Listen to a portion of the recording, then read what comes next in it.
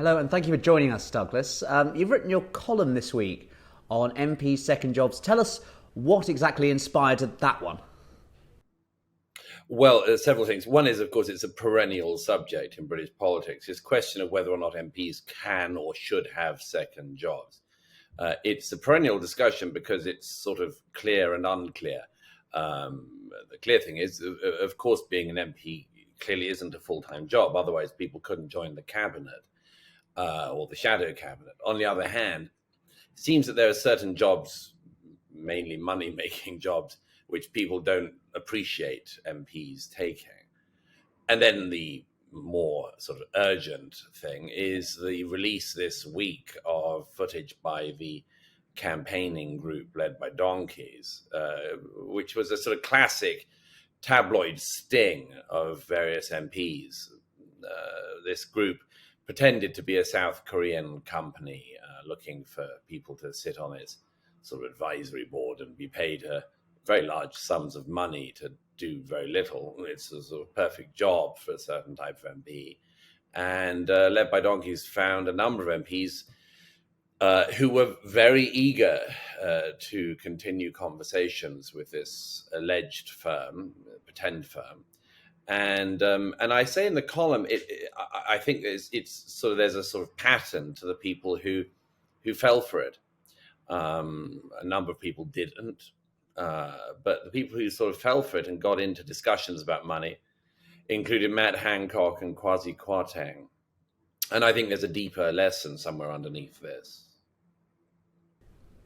Yes, and you make the point, I think, in your column about actually this is a cultural problem, which is that it's not just necessarily about sort of greed or wanting money. It's also, I think, a deeper problem of purpose. And I think that was really the sense I got from reading it. I mean, explain, is there a sort of vacuum there? I mean, traditionally, 50 years ago, MP was a very highly publicly esteemed position. Do you think now that sort of MPs are trying to find their role in a modern 21st century age? Well, I think that is part of the point. I say that there's an issue of hope. An unkind person might say ambition in politics. The hope is that when somebody's a bag carrier to a minister, they hope that someday it's worth carrying the bag because someday they will have a person to carry the bag for them, and what heaven that would be. The point is, in a way, this keeps people on the straight and narrow. The one thing that unites all 650 MPs is the delusion that at some point the country will call for them. Actually, we've got through prime ministers at such a rate in recent years that it's not such a delusion anymore. And there are certain figures like Jeremy Corbyn who might suggest that actually maybe even the most maniacal backbencher might one day be called to lead their party, if not their country.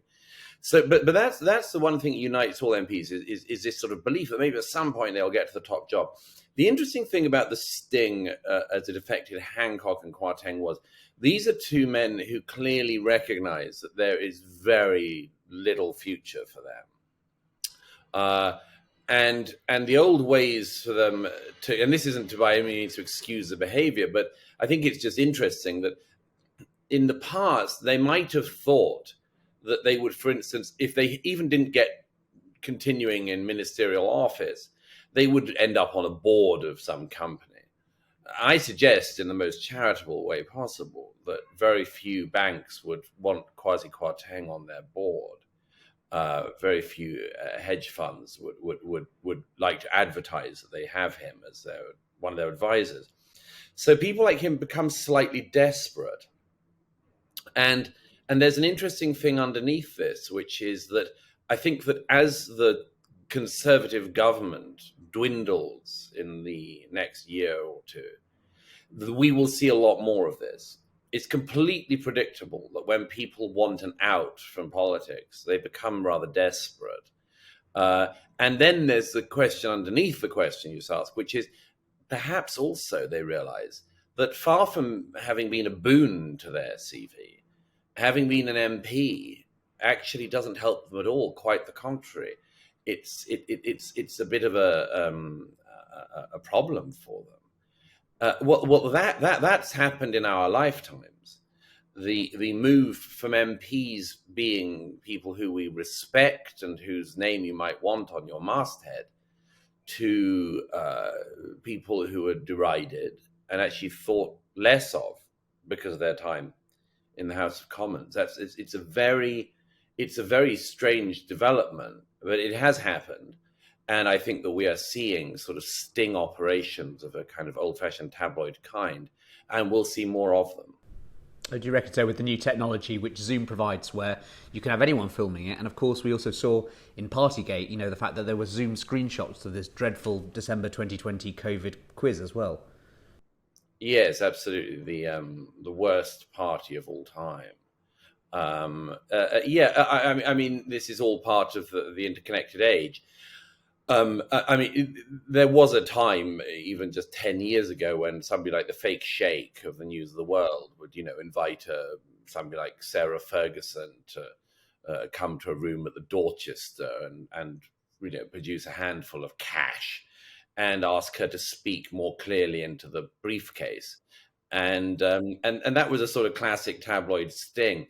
One of the things that was interesting about the Le Bidonki sting was that this was you know, sort of Zoom job interviews where Kwarteng and Hancock and others, including Gavin Williamson, doing his best attempt at being a human being, sort of tried to sort of audition effectively, and it was a pretty grotesque spectacle.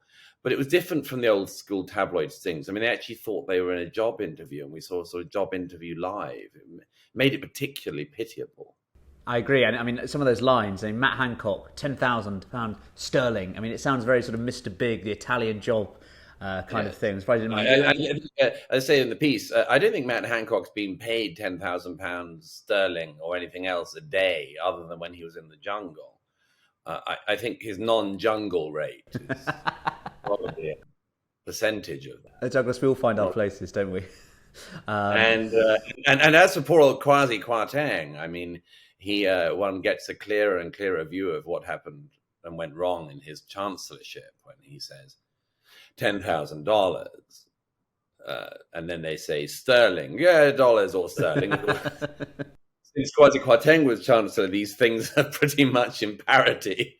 So maybe he realized that. And then, of course, he says, well, I mean, when I say $10,000 a month, what I'm talking about is a ballpark. And then the interviewer says, right, we're thinking of 8,000 to 12,000 a day. And he says, well, I think we're kind of close to a deal there. I mean, this is like profoundly embarrassing stuff for them. But I do think there's this deeper lesson underneath it, which is this: we do have for good reasons in Britain, we have a suspicion of MPs wanting to make themselves rich, at the same time as having this sort of rather sadistic feeling that they should do nothing to advance themselves outside of the House of Commons, and I think that is an oddity in Britain. We are talking. It's always interesting that we are talking in Britain about a sort of controversial point, but we are talking about relatively small sums of money compared to the sums of money being talked about in other democracies. For instance, America. I mean, Nancy Pelosi in the United States has become worth more than $100 million during her time in the Senate. Why? Buying stocks. Is she just particularly brilliant at trading? I would suggest not. She's had very good information over the decades, and so she's become really rich from politics. That's quite normal in American politics. In British politics, there is, by contrast, the feeling that if somebody makes a six-figure salary outside of their job as a parliamentarian, that they are absolutely beyond the pale and are doing something abominable. I don't share that. I think if they're doing something worthwhile, such as being a barrister or a QC, it's okay. But the rules on it, the reason why I say it's a perennial question is because it just keeps coming around. And Labour, of course, love it because they always pretend it's Tory sleaze. But I mean, if you're a Labour MP and you're given hosting slot on the unlistenable LBC, for instance, and are paid a few £1,000s for it. That's okay, apparently.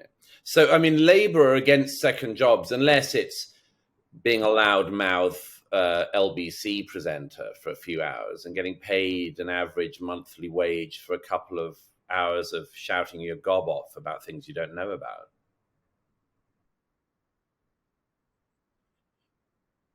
Barry Gardner, Wes Streeting, Jess Phillips, of course, makes huge amounts of money per hour by appearing on things like Have I Got News for You as the voice of the people. Yeah. I mean, this is the interesting question. I think it's twofold. You conclude in your piece, you say basically there isn't a kind of intrinsic thing that makes Tories supposedly more corruptible, etc. Yeah. And there's the same temptations will apply to Labour, especially if they get into office. I mean, that's the key divide, really, is that no one for a long time, I think, perhaps wanted to have Labour's expertise because they were sort of fighting a civil war and particularly unseemly one at that. But I think it's an interesting shift that Labour has gone from being 100 years ago, it was campaigning for MPs to be paid so the working man could get a salary at a time when the MPs' wages were unpaid, to now obviously campaigning on this issue. Do you think there's a danger perhaps that Labour is falling into this trap about having sort of second jobs in the sense of Tory second jobs, which is sort of links with banks, links with consultancies, barristers somehow, and actually a difference from the kind of educational public sector, the academic class that makes up so much of Labour's support and ranks in Parliament? Yeah, I mean, I'm not sure that they have an academic class in the modern Labour Party. I think that's a mistake. Would that there was an academic class in the modern Labour Party. The Labour Party would like to present this as a Tory sleaze sort of issue, and I say it's just an end of an era issue. It happened at the end of the Blair years, at the end of the Gordon Brown years. Whenever MPs start to sense that they're on the way out, that the writing's on the wall, they've been weighed in the balance and found wanting. A lot of them just leg it and try to leg it with as much cash as they can find. And that happened, as I say, at the end of the last Labour government. And it's possibly something that's happening now as it happened at the end of the Conservative government in the 90s. The Labour Party will, of course, always try to present this as being a Tory sleaze, toffs, etc., issue. But, as I mentioned earlier, I mean, Labour MPs are certainly not immune from this. Jeremy Corbyn, of course, tried to enrich himself. People don't think of this because, of course, if you there's this perception that the Tories are capitalists, and then of course capitalism is bad, and making money is bad, of course, in Britain, and therefore we must stop the Tories doing this. The Labour Party are perfectly open to this. Jeremy Corbyn made himself a bit richer by acting as a mouthpiece for the mullahs in Tehran, as a paid presenter on Press TV, and the Iranian government's propaganda channel got chucked off TV stations in the UK. He didn't mind that. And weirdly enough, when he did that, people didn't say, aha, Labour sleaze. They sort of said at best, oh, poor old Jeremy accidentally ended up on a channel where they do forced confessions as the next segment. And after that, there's a nice evening segment of the hanging of the gays. So that everyone just sort of thought it was just a sort of mistake by Jeremy Corbyn. Whereas when the Conservatives try to make money, it's a sign of capitalist wickedness. I don't buy that. I just think, as I say, this is what happens at the fag end of governments, and there'll be more of it. I mean, one solution which has been proposed in the page of the Spectator itself is the idea of paying MPs more, like quite considerably more. What do you think of that, Douglas? I've always been a fan of that. It's an incredibly unpopular position, but I've always been a fan of the idea that MPs should be paid more, and the commensurate thing with that is that we should have fewer of them. We don't need 650 MPs. There's no reason why America can get by on 100 senators, and we need 650 MPs. Most MPs don't know what to do with their time. Some do good constituency business, but it's not a full-time job, and they make a nuisance of themselves a lot of the time. I think there should be fewer of them. they should be paid a lot more, and it would attract a higher caliber of person. Because, I mean, again, to sort of a point that needs reiterating is, in our own lifetimes, the status of being an MP has changed from something that was an asset on your CV to something that arguably is something you have to excuse yourself for, rather as if you have on your record, a police report for having exposed yourself in public. It's something like that, and I think that's a shame. I think we should have good legislators. I think we should have the best. I think the best people should apply. They're clearly not, and one way to solve that is to pay what MPs we have better. I mean, there's no reason why a diversity officer in the NHS should be being paid twice as much as an MP. I think it's madness.